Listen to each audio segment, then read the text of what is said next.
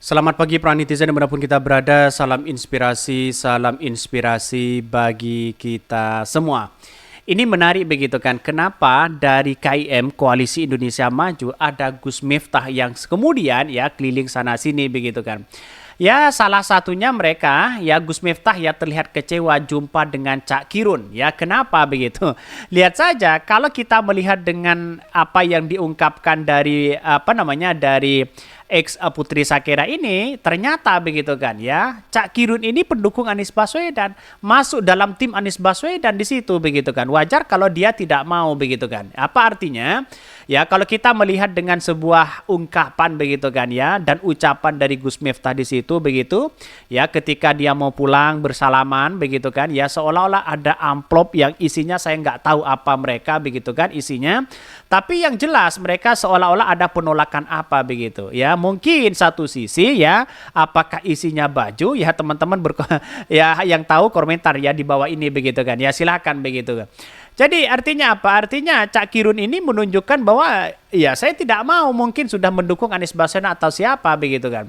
Lihat saja ya klarifikasi mereka. Ini Cak Kirun begitu kan mengklarifikasi itu. Cocok Cak Kirun kalau setuju deh kalau pendapat penjenengan. Pantas saja ya Pak Miftah kecewa dengan Cak Kirun. Ternyata begitu kan ya, Cak Kirun lebih cerdas pikirannya daripada Pak Miftah. Ya dia menginginkan bagaimana budaya-budaya kita ya di Jawa Timur ya, khususnya di Jawa di situ begitu, lebih condong kepada Anies Baswedan, yang lebih ya prihatin ya daripada Pak Prabowo begitu kan. Ya lihat saja ini. Bagaimana berita-berita ini begitu kan? Lihat saja di situ ya, ada Gus Miftah berpamitan begitu, seolah-olah apa ya yang berikan begitu kan? Ya kok banyak banget, apa isinya begitu? Silakan berkomentar. Tapi yang jelas mungkin isinya adalah ya baju atau atau seragam dari KIM atau apa begitu kan? Tapi yang jelas dia mohon maaf dan sebagainya begitu. Jadi artinya apa? Artinya sekarang masyarakat kan lebih cerdas memilih Anies Baswedan begitu. Kenapa harus Anies Baswedan? Satu, yang digagas Anies Baswedan itu adalah perubahan dan perbaikan di situ begitu. Artinya apa? Bangsa kita itu ya perlu yang namanya perubahan. Ya semuanya perlu namanya perbaikan di situ. Sehingga apa yang terjadi? Yang terjadi adalah bagaimana perbaikan angka kemiskinan, perbaikan dengan kesejahteraan bangsa kita, perbaikan harga pangan di situ begitu kan ya. Coba kita lihat saja ya, para buruh hari ini begitu kan ya, dengan gaji UMR segitu begitu, dengan bahan pokok yang semakin tinggi di situ begitu kan ya, apakah mereka cukup? Nah di sinilah yang perlu yang namanya perubahan. Justru Anies Baswedan inilah yang menjadi cikal bakal bagaimana perubahan masa depan, terutama ya nasib guru dan sebagainya.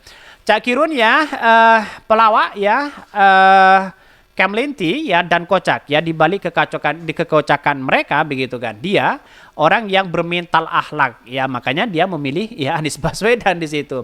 Tapi ini bukti awal ya soal politik uang yang dilakukan oleh paslon yang didukungnya, tapi yang pasti nggak akan ada yang berani lolos dan mengalir seperti air begitu saja.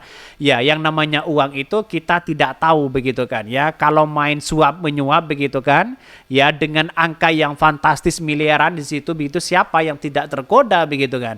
Jadi banyak orang yang kemudian saya pun ya kalau digoda dengan miliaran 10 miliar ya, siapa yang tidak tergoda dengan itu begitu. Tapi bagaimana mungkin hati kita tetap kuat begitu ya untuk yang menghadapi ya tantangan yang menciderai demokrasi hal seperti itu begitu. Jadi kita harus punya perasaan, punya etika kepada bangsa kita begitu. Kalau semuanya bisa disuap ya, apa-apa bisa disuap ya, lamar pekerjaan harus orang dalam. Ini kan kacau demokrasi kita begitu. Tentu yang pinter menjadi pengangguran dan sebagainya. Inilah pola pikir hari ini bangsa kita begitu. Bahkan satu sisi mantap ya, Gus Miftah itu ya gimana katanya begitu. Jadi mereka kan pendukung Prabowo sebenarnya ya, keliling ke sana sini begitu untuk mempromosikan Pak Prabowo begitu. Bahkan ya kajian dari Gus Miftah itu seolah-olah ya menjadi kampanye untuk mereka begitu. Cak Kirun ada di kubu Amin ya, amplop dibalikin, misi gagal. Rakyat cerdas tidak butuh amplop, yang dibutuhkan adalah perubahan ya. Bahkan satu sisi yang mungkin Pak Miftah kecewa dengan Cak Kirun, ya dukung Amin. Ya tentu yang cerdas adalah Cak Kirun di situ.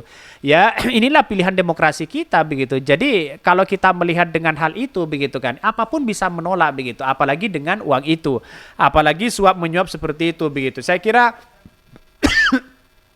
ada sesuatu yang kemudian, saya minum dulu ya.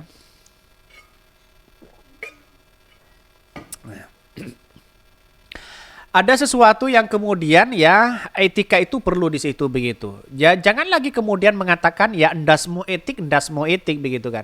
Tidak baik bagi penguasa, bagi calon pemimpin mengatakan seperti itu begitu.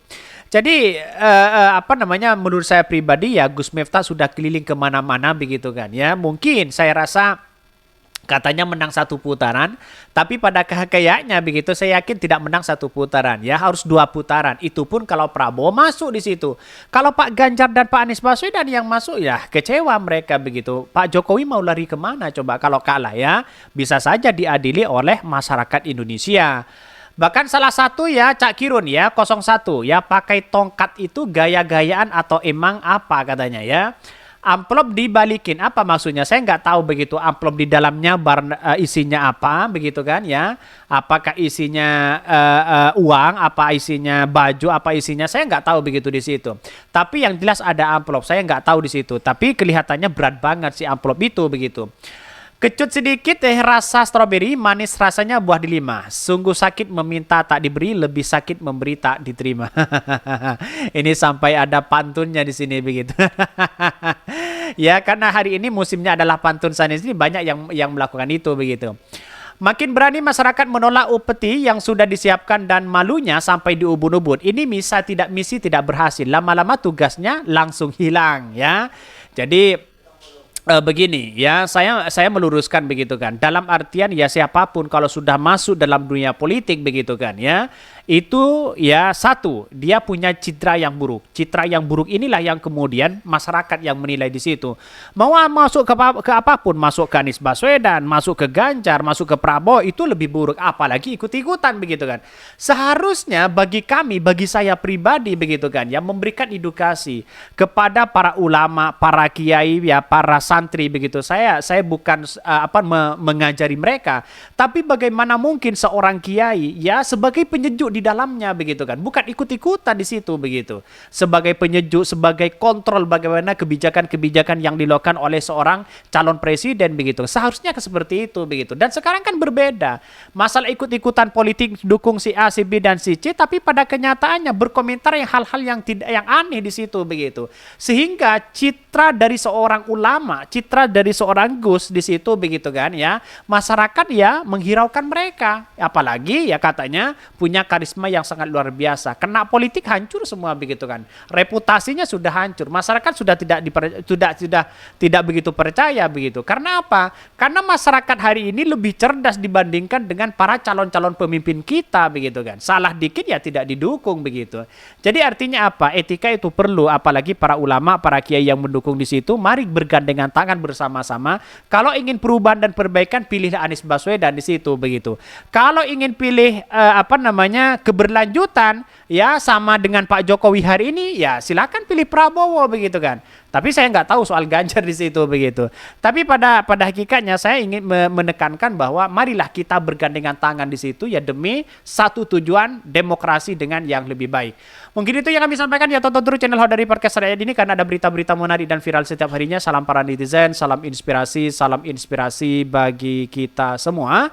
Ya, jangan lupa di subscribe channel YouTube Hodari Podcast Rakyat ini.